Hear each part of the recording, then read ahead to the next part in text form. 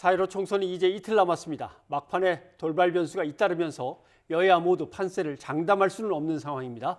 최영일 시사평론가와 함께 자세히 알아보겠습니다. 어서 오십시오. 안녕하세요. 예. 자, 그동안 리스크 관리가 중요하다. 네, 맞습니다. 제발 입 좀 조심하고라고 그렇죠. 했는데 막판이 되니까 계속 터지는군요. 네. 차명진 후보 주말에도 또 현수막 논란이 있었습니다. 네, 있었습니다. 그러니까 이제 이게 방송에서는 뭐 차마 거론할 수 없는 예. 이 세월호와 관련한 그러한 주장을 해서 막말 논란이 올랐고요. 그리고 제명이 당연히 될 줄 알았는데 이 당 윤리위가 면죄부를 준 셈이 됐죠. 예. 탈당 권유로 나오면서 이게 아주 이상한 일이 벌어졌습니다. 당 지도부 사이에 혼란이 생긴 건데요. 김종인 총괄선대위원장은 한심한 결정이라고 비판을 했고 또 황교안 대표는 우리 당 후보가 아니다라고 얘기를 했는데 본인은 또 선거운동을 했단 말이에요. 예. 그럼 이게 지역 유권자 입장에서는 과연 통합당 후보인지 아닌지 혼란스러운 상황이 벌어졌던 거예요. 예. 그래서 결국은 제명이든 아니든 당 지도부의 입장이 뭔가 통일성이 있어야 되는데 여기서 문제가 생겼다가 결국은 제명. 저는 이제 이렇게 될 것 왜 한 주말을 지금 논란을 일으키면서 그렇죠. 이 어찌 보면은 본투표일 전 마지막 주말 유세에 오히려 막말이 얼룩져버린 상황이 돼버렸습니다. 뒤늦은 결정이 좀 아쉬움이 있고요.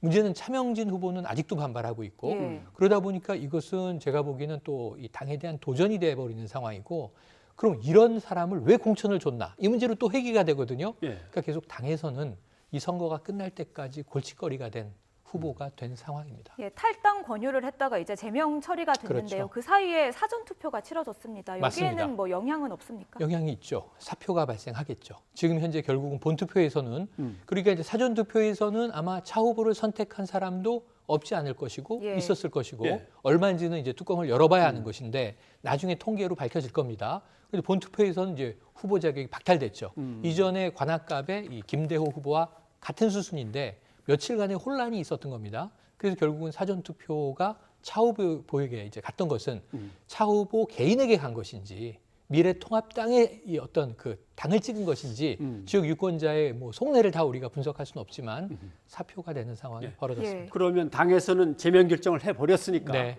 우리는 당에서 제명 결정했습니다라고 선관위에 통보를 하고 그렇죠. 그렇죠? 안 할 수는 없는 거죠. 그러면 이제 예. 본투표일 날 공고가 붙게 되죠. 예. 예를 들면 이제 기호 몇 번 이제 차 후보는 후보 자격이 없으므로 예. 사실은 이제 존재하지 않는 후보다. 그런데 이제 여기에 대해서는 문제는 그래도 또 사표가 발생하는 경우들이 그 과거에도 있었어요. 기표 용지에는 있는 거 아닙니까 이름이? 기표용지에 이제, 있고 이게 혼란이 사전 오니까. 투표는 등록 무효 이렇게 처리해서 프린트 출력을 하기 때문에 예. 그때 처리가 되는데 이 본투표장에 가는 것은 이미 인쇄된 용지가 가게 되는 있으니까. 거기 때문에 아무런 표시가 없습니다. 다만 예. 공고문을 참고해야 될 것 같습니다. 알겠습니다. 예, 뭐 저희가 정확히 알 수는 없겠지만 사전 투표에서 차 후보를 선택한 사람들도 적지 않은 것 같습니다. 왜냐하면요, 통합당 홈페이지 게시판에 이 철회를 제명 처리를 철회하라 이런 요구가 빗발쳤다고 맞습니다. 하거든요. 그러니까 선거법 개정을 했던 이유도 다 거슬러 올라가 보면 예. 이 선관위에서도 이제 권유를 했었고요, 권고를 했었고 우리의 현재 총선 방식이 너무 사표를 많이 내서 사표를 줄이는 쪽으로 가자. 민의의 다양성을 의회에다 담아보자. 그래서 선거법이 개정된 취지였거든요.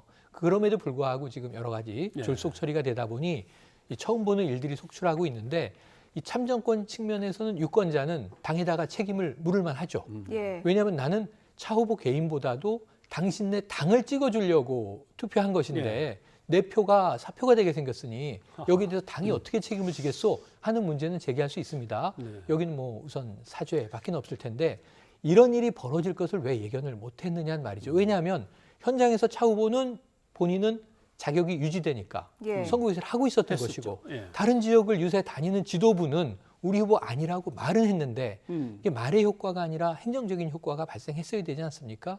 이런 측면에서는 그 정말 안타까운 며칠 동안의 실기가 전 차 후보에 대한 사표도 문제지만 전국 단위 선거에서 네. 미래통합당의 이미지에 특히 중도층이 그래 문재인 정부 견제해야 되는 거 아니야? 그런 마음에 들진 않지만 제1야당이 표를 몰아줄 필요가 있지 않아? 여러 가지 생각을 하는 시기거든요. 여기서 이 부분에 있어서 뭐지? 당 내부의 저 혼란은 왜 수습이 되지 않지? 해서 신뢰성을 스스로 떨어뜨린 격이 돼버렸기 때문에 적지 않은 이미지 타격을 받았다. 근데 그것은 자업자득이기 때문에 누구를 탓할 바가 없다. 이런 상황이 돼버렸습니다. 그런데 일단 또 본인은 네. 투표는 이틀밖에 안 남았고 네. 투표소에다가 차명진 후보는 전 후보니까 이제 찍지 마십시오라고 그렇죠. 안내문도 써붙이는데 그렇죠.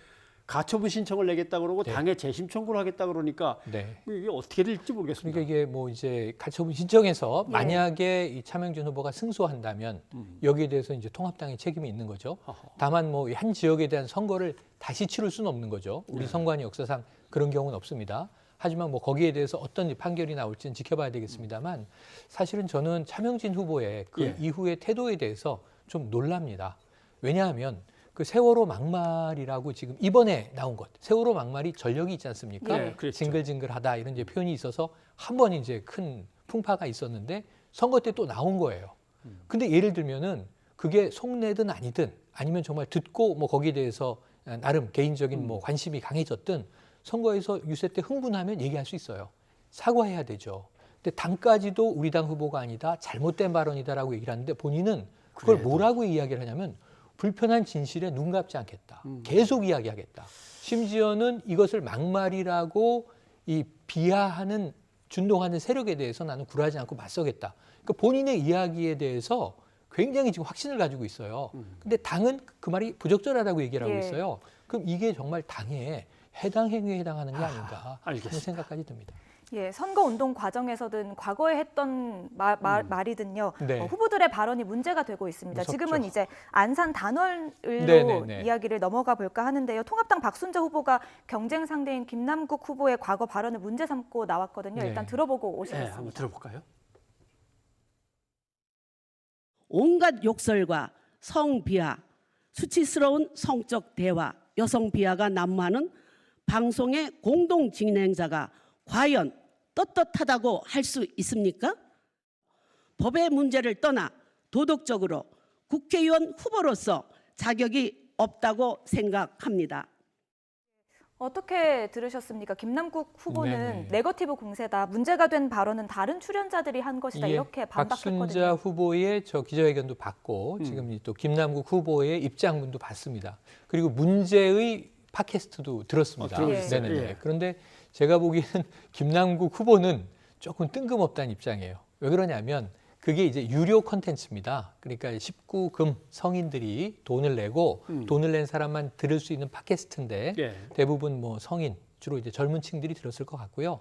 이 현대 남녀의 성 또는 결혼, 연애 문제를 좀 직설적으로 이야기해 보자.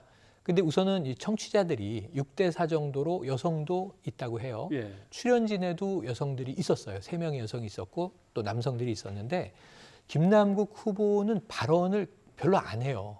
김남국 후보는 어떤 입장이냐면 연애를 거의 해보지 못한 사람으로 소개팅을 받으러 혹은 연애에 대한 지도를 좀 받으러 나온 입장입니다. 다른 사람들의 말은 듣는 입장에 따라서는 상당히 불편할 수 있어요.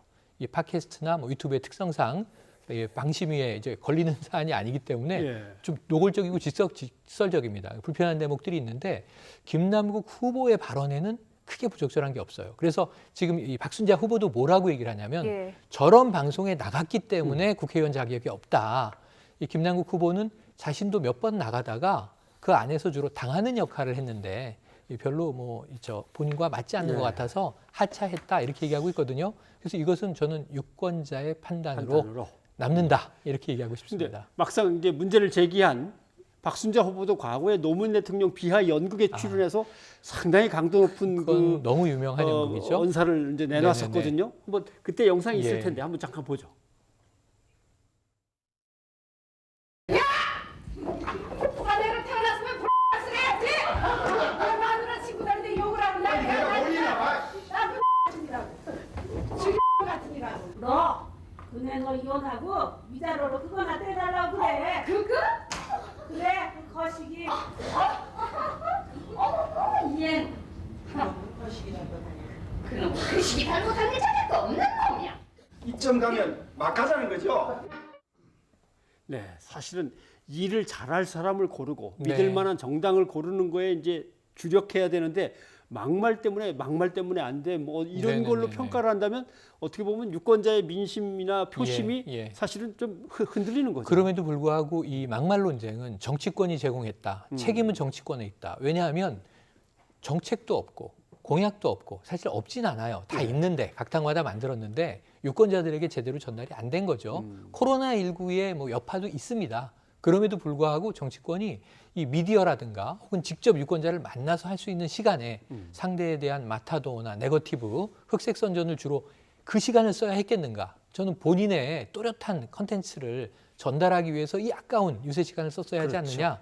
그래서 저는 유권자들이 막말에 대한 심판이 이번에는 좀 강도 높게 강한 회초리로 때려줄 거라고 보는 게 우리 유권자들은요 21대 총선에서 어떤 시대 정신을 보고 있을 것인가 딱 한 가지입니다. 20대 국회 같아선 안 된다. 예. 우리는 코로나19를 극복하고 있는 국민들인데 우리 국민의 수준에 맞는 국회를 가질 자격이 있다. 그렇지 않습니까? 그럼 저는 막말은 거의 퇴출되지 않겠는가. 사실은 이 본인들이 여기서 뭔가 이 본인들의 합리성이나 예. 타당성을 주장하는 게 중요한 게 아니라 저는 유권자의 준엄한 심판이 이번에 어쨌든 유권자들의 집단 지성에 의해서 합리성이 모여지는 곳에 떨어질 것이다. 이렇게 생각을 해보고요. 주장들은 난무하지만 뭐 이틀밖에 안 남았으니까 네. 결과를 함께 지켜보시죠. 예, 그렇다면 유권자들이 이 상황은 어떻게 판단할지 궁금한데요. 지난 주말 사이에 열린민주당과 민주당의 갈등이 고조되는 모습을 네, 보였습니다. 정봉주 열린민주당 최고위원이 민주당 지도부를 비난했다가 영상을 그렇죠. 올렸다가 결국 사과했거든요. 어떻게 된 사과를 일입니까? 하면서 해명을 한 걸 보면 예. 그 좀 거센 얘기를 했는데 그 거센 얘기를 댓글러들에게 한 이야기다라고 얘기했고 예. 이거 듣기에 따라서 뉘앙스인데 그렇지 않을 수도 있고요. 예. 어쨌든 뭐 들은 분들이 판단을 하실 겁니다. 그러면서 이제 민주당을 향한 이제 것이 아니었고 어쨌든 좀 감정을 억제하지 못한 것에 대해서 사과를 했어요.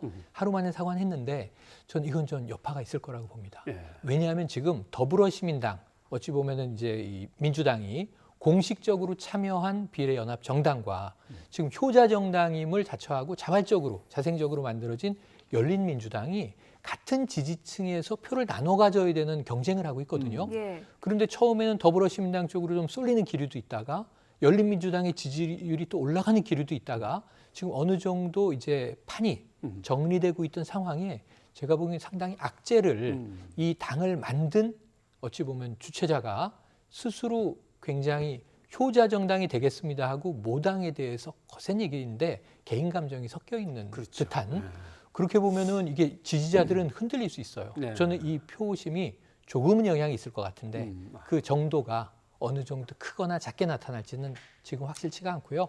사전 투표는 이미 다 끝나버렸기 때문에 예. 이미 난 이 당이야 그리고 비례정당을 정한 사람들은 대부분 찍었거든요. 하지만 60% 정도 투표율이 넘을 거라고 한번 예상을 해보면 가정적으로 사실은 지금 한 30여 퍼센트, 40여 퍼센트의 표가 남아 있습니다. 그래서 저는 이것은 열린민주당에는 상당히 좀 악재인 발언을 했는데 문제는 이게 누구를 탓할 수가 없잖아요. 예. 네. 다 자업자득이라니까요, 결국은. 예, 그러네요. 그 유시민 이제 노무현재단 이사장의 네. 뭐 범진보권이 네, 180석이 불가능한 건 아니다라는 이제, 네, 네, 이제 네. 발언이 있었기 때문에 사실 앞서가는 사람은 앞서갈 때 이제 아우 저희 다 죽어갑니다라고 우리 이제 부자 읊조리는 몸조심 거고, 이렇게 얘기하죠. 그다음에 밀리는 사람이 오히려 또 읍소할 수도 네, 있지만 네, 네.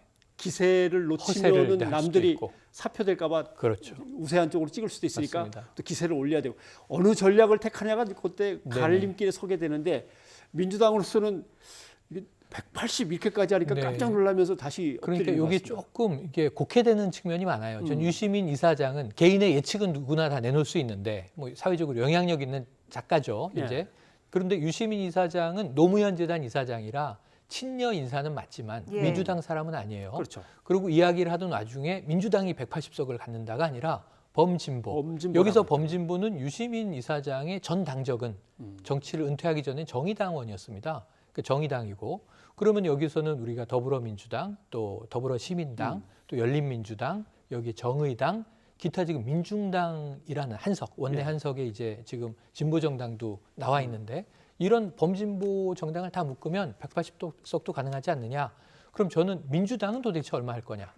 과반을 이제 넘으면 좋겠고 자력으로 못 넘으면 이제 또 이제 연합 정당들의 힘을 빌어야 되겠고요. 과반이 지금 목표일 것인데 스스로는 몸을 낮추고 있어요. 140석 플러스 알파 정도일 것이다. 목표치는 그렇습니다. 예. 민주당에. 그럼 이제 그 이야기를 해석한 것을 지금 야당이 여기는 굉장히 빠르게 반응했는데 선거 전략상으로는 아주 훌륭한 슬로건을 냈어요. 폭주냐 견제냐 이렇게 바꿨어요. 예. 사실은 이제 그동안은 정권 심판론이라는 모호하고 애매한 얘기인데 지금 이대로 놔두면 폭주하게 되니까 여당이 견제 세력인 우리에게 표를 주십시오라는 이야기로 슬로건을 바꿨는데 이거는 그냥 이제 마케팅, 정치 마케팅 차원에서는 굉장히 이번엔 기민하게 움직였다. 하지만 내용을 뜯어보면 민주당이 180석을 얻을 거라는 이야기는 유시민 이사장 얘기도 나오지 않고 민주당 스스로도 나오지 않다 보니까 전 이낙연 또 후보의 대응이 빨라요. 겸손 또 겸손.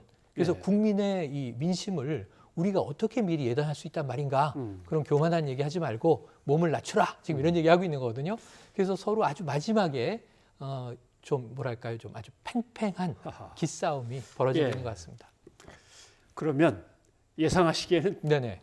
몇 석이 나올 것 같습니까? 저는 지금 이 여당 더불어민주당이 비례정당인 열린민주당 빼고 지금 더불어시민당을 포함해서 자력으로 과반을 넘는 게 목표인데 예. 자 145석 플러스 알파 정도 봅니다. 45 플러스 알파. 예, 조금 덜 얻으면 과반 안 되고요. 예. 조금 더 얻으면 과반이 될 수 있고 그러면 지금 이 뭐 야당인 미래통합당, 미래한국당 비례정당이 하나밖에 없잖아요. 예. 합쳐서 합쳐서. 한 130석 플러스 알파. 예. 그래서 한 제가 보기에는 한 10여 석, 20석 정도의 격차가 지금 나고 있는데 이틀 동안 얼마나 따라잡느냐.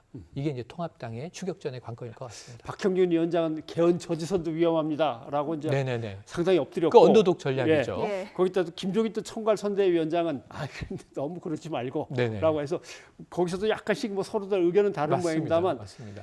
이틀 남았으니까 뭐 한번 기다려 보겠습니다. 이틀 동안 몇 표가 움직일까요? 전 그게 또 궁금합니다. 예, 이틀이 뭐 짧으면 짧고 또 길다면 긴 그럼요. 시간이니까요.